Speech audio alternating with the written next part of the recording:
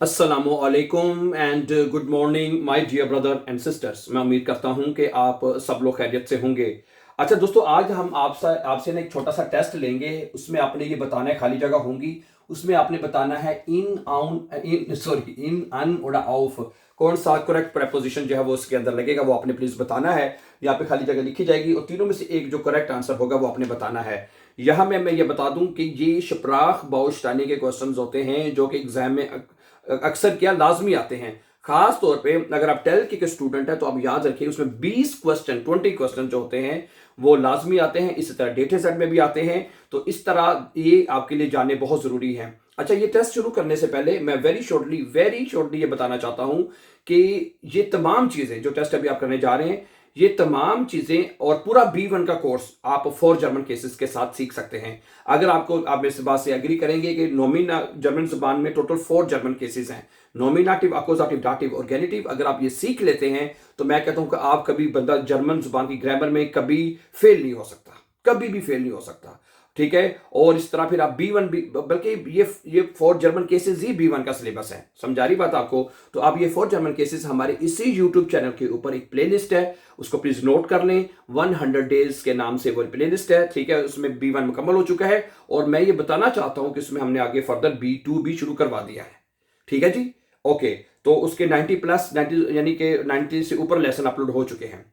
चलिए ठीक है, अब आपसे ये टेस्ट लेते हैं और आप देखते हैं सही खाली जगह उसमें पुट करते हैं या नहीं करते। ठीक है, पहला सवाल क्या है? ठीक है, ओके। ये पहला सवाल तो बहुत आसान है, ये तो आपको आता होगा। इश वोन, ठीक है, इश वोन मैं रहता हूं, ठीक है, खाली जगह डॉइचलैंड, ठीक है, ओके, मैं जर्मनी में रहता हूं। क्या बनेगा? इश वोन खाली जगह डॉइचलैंड, क्या लगेगा?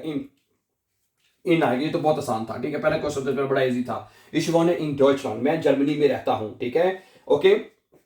अगर आप किसी भी जगह में रहते हैं ना, ठीक है, इनका मतलब होता है में, किसी जगह में रहना। ठीक है, इश वोने इन डॉइचलैंड, मैं जर्मनी में रहता हूं। अच्छा, नंबर 2, दूसरी खाली जगह बताइए। दस बुक लीग्ड, जो खाली जगह है, दस बुक, ठीक है, ये किताब जो है लीग्ड, ठीक है, LIG लीग्ड, खाली जगह। ठीक है जी, ओके। देम टिश, ओके, क्या आएगा जी? देम टिश, ओके, ठीक है, ये खाली जगह है, किताब मेज पर पड़ी हुई है। इन देम टिश, अन देम टिश और आउफ देम टिश, क्या लगाएंगे जी? बताइए। 10 बुक लीट, क्या लगाएंगे जी? बताइए, क्या करेक्ट आंसर है? इसमें मैं बताता हूं, इसका करेक्ट आंसर है आउफ देम टिश, genau, किताब मेज पर पड़ी हुई है। ठीक है, क्या बनेगा? 10 बुक लीट आउफ देम टिश, किताब मेज पर पड़ी है। करेक्ट आंसर दे। ओके, नंबर तीसरा क्वेश्चन। 10 बिल्ड, क्या बनेगा जी? इसका आपने बताना है। 10 बिल्ड हैंग्ड, ठीक है जी, 10 बिल्ड हैंग्ड, ठीक है, ये तस्वीर जो है लगी हुई है।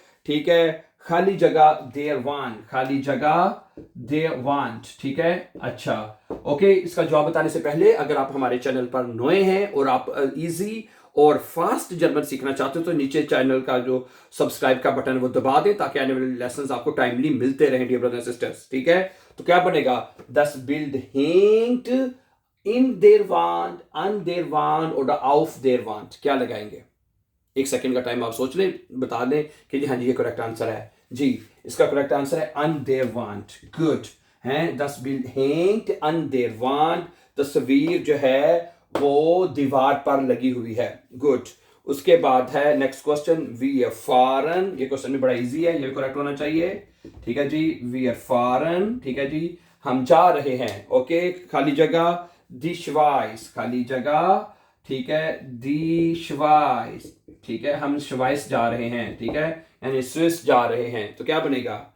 वी आर फॉरन इन दी श्वाइस। वेरी गुड है, क्या लगाया आपने? मुझे उम्मीद है आपने इन ही लगाया होगा। वी आर फॉरन इन दी श्वाइस, हम जा रहे हैं। अच्छा, वो अगला जुमला है, पहले मैं जुमला यहाँ पे लिखना चाहता हूं। एयर जिक्स्ट, क्या बनेगा? एयर जिक्स्ट, ठीक है, वो बैठा हुआ है खाली जगह, वो बैठा हुआ है खाली जगह।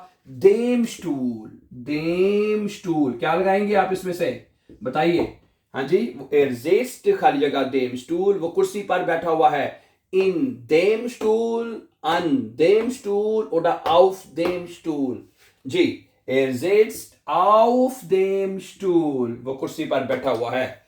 ठीक है, ओके, वो कुर्सी पर बैठा हुआ है। गुड। अच्छा, मैं यहाँ पे छोटा सा पॉइंट ऐड करता चाहूं कि आउफ लगता है वो जगह पर जो स्ट्रेट जगह होती हैं, जो ठीक है, जो हॉरिजेंटल होती हैं, ओके, सतह स्ट्रेट, जैसे फर्श पर हैं, मेज पर, सोफे पर, बिस्तर पर, सीधी जगह पर, यानी कि ठीक है। और जो वर्टिकल चीजें होती हैं, ठीक है, लंबे, जैसे दीवार पर, उधर अन लगता है, इस वजह से ठीक है यहाँ पे अन लगा है। तो मैंने कहा छोटा सा पॉइंट ये भी आपको पता होना चाहिए क्यों लग रहा है आंसर, ठीक है। अच्छा, अगला जुमला है दी किंडर स्पीलन। क्या जुमला बनेगा?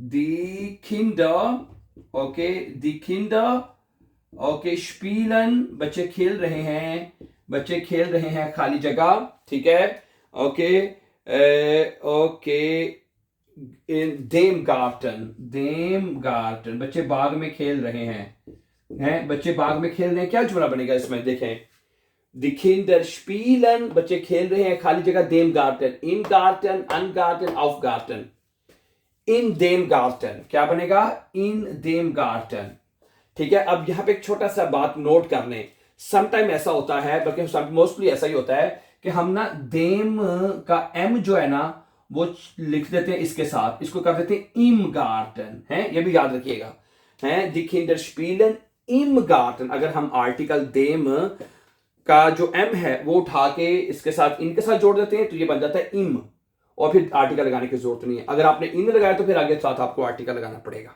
ठीक है, गुड। अगला सवाल है आपके लिए डियर ब्रदर एंड सिस्टर जी। अच्छा जी, मोबाइल जो है वो कहां पड़ा है जी?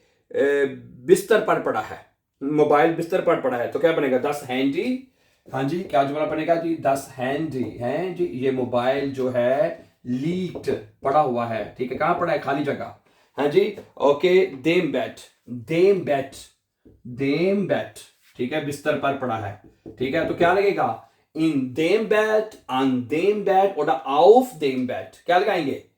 हाँ जी, इसमें आएगा आउफ देम बैट। मैंने बताया ना, जो चीजें सीधी होती हैं उनकी जगह पर कोई चीज पड़ी तो आउफ लगता है हमेशा, यहाँ पे आउफ आएगा, आउफ देम बैट, गुड, ओके। अगला जुमला है कि वो एक स्कूल में काम करती है, जी arbeitet, क्या बनेगा जुमला जी? जी arbeitet है, वो काम करती है, ठीक है, खाली जगह, okay, einer Schule, einer Schule, Schule, क्या लगाएंगे? खाली जगह, बताइए, जी arbeitet in einer Schule, बिल्कुल, ये तो बहुत आसान था, एक स्कूल में तो इन आएगा, हाँ जी, जी arbeitet in einer Schule।